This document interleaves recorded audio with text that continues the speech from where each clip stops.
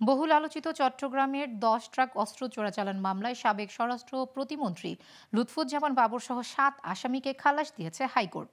আর মৃত্যুদণ্ডপ্রাপ্ত অপর ৬ আসামির সাজা কমিয়ে ১০ বছর করে কারাদণ্ড দেওয়া হয়েছে।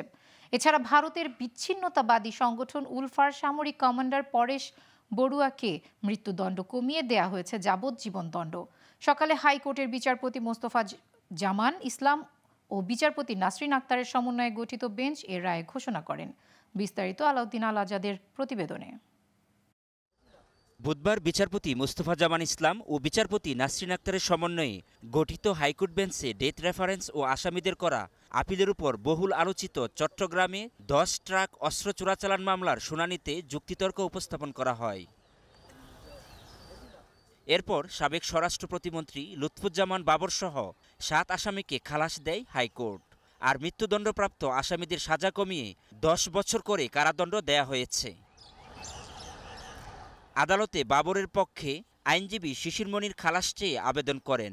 রাষ্ট্রপক্ষের শুনানিতে ছিলেন deputy attorney general Sultana Akter Ruby ও সহকারী অ্যাটর্নি জেনারেল মোহাম্মদ আসিফ ইমরান জিসান।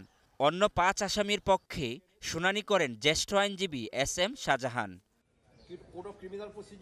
এ সময় আইনজীবী শিশির মনির জানান, সাবেক স্বরাষ্ট্র প্রতিমন্ত্রী লুৎফুজ্জামান বাবরের বিরুদ্ধে সুনির্দিষ্ট তথ্য প্রমাণ হাজির করতে না পারায় তাকে খালাস দেয়া হয়েছে।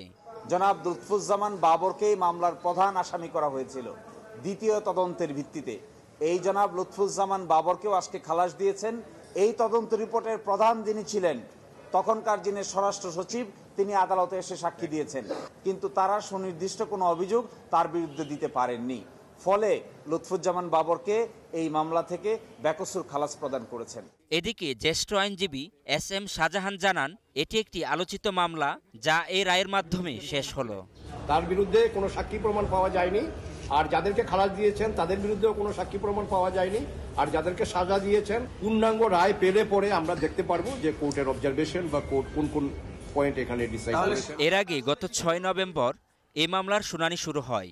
রাষ্ট্রপক্ষ প্রয়োজনীয় নথি উপস্থাপনের পর যুক্তি উপস্থাপন করে। এরপর আসামিপক্ষ যুক্তি উপস্থাপন করে। উভয়ের যুক্তিতর্ক শেষে রায় দিয়েছে হাইকোর্ট।